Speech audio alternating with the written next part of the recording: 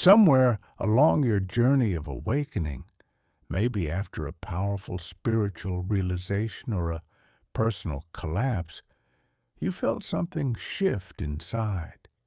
You noticed the illusion, the patterns, the static, and then quiet. At first it felt profound, even energizing, but slowly that sense of meaning just dissolved. Not suddenly, not dramatically, softly, as if your soul lowered the volume on your entire life and forgot to raise it again. You stopped pursuing things. You stopped caring, not recklessly, more like that silent existential exhale. The question began whispering louder. Why do I feel so empty now that I finally see the truth? There's a strange contradiction hidden here. We assume awakening will ignite our passion. But for many, especially deeply reflective people, empaths, seekers, it does the opposite. It drains us out. I remember talking to a friend, incredibly intelligent, spiritually sensitive, devouring all the right books. Eckhart Tolle, Alan Watts, Krishnamurti. Then she went through a huge awakening after a dark night of the soul. She got it. She said she saw through the illusion of identity, ego, chasing external success. Yet 2 months later, she was lying on her bed, staring at the ceiling, struggling to get up. She told me, I used to cry about not achieving enough.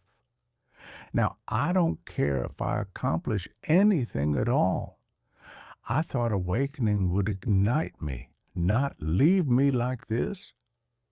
Carl Jung, the father of analytical psychology, hinted at this post-awakening haze long ago. He didn't use trendy spiritual language, but he understood what happens when the unconscious becomes conscious. Jung said, enlightenment doesn't come from imagining figures of light, but from making the darkness conscious. It sounds poetic until you realize the implication. Awakening isn't the finish line. It's the beginning of a psychological death, the death of who you thought you were, the frameworks that held your life together, your goals, career, relationships, even your perception of time start crumbling. But here's the twist, Jung would point out. Your ego isn't gone. It's disoriented. It lost its map.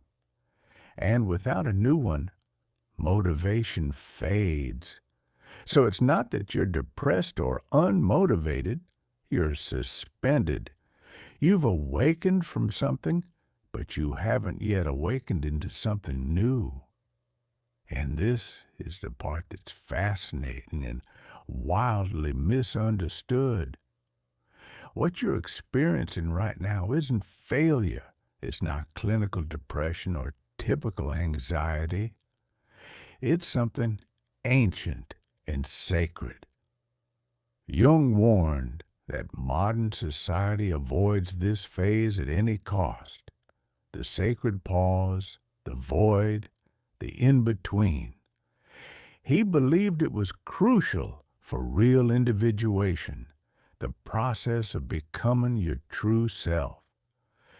But no one talks about this stage, right? And that's exactly what we're going to explore next.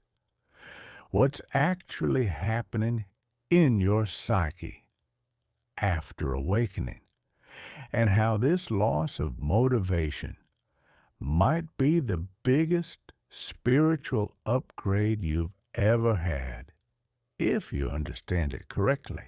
Before we continue, If you're someone who loves to expand your mind and dive into the deeper layers of existence, make sure to subscribe to Fractal Wisdom. This channel exists to reveal the unseen and support those navigating the strange and transformative path of awakening. So, if you've been drifting through that post-awakening haze, wondering where your spark went, know this: you're not losing your mind. You're experiencing a psychological shift most people don't have a name for. A change so profound, it doesn't just shift your thinking, it rewires your operating system. All the things you used to chase, the to-do lists, the 5-year strategies, the hustle playlists, they don't stir you anymore. Not because you're failing, but because the motivation system that powered them is collapsing. And Carl Jung saw this long before it became a trending topic. Let's break this down. For most of your life, your motivation came from your ego identity, the me you believed you were. You wanted to prove yourself, be acknowledged, succeed, be loved. Nothing wrong with that. That's simply how human development works.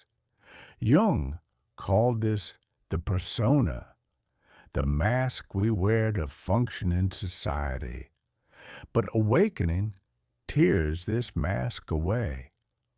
Suddenly, you're not trying to be liked. You're not trying to win the game because you now see the game. That's where things get strange. Without the mask, your old goals no longer match you. They were made for a version of yourself that no longer exists. So now you're like a character who stepped off the stage and can't remember their lines. That's why you feel unmotivated. You didn't lose your drive. You outgrew the fuel that powered it. Jung believed we're not here to obey the ego. We're here to integrate it, to align it with something greater.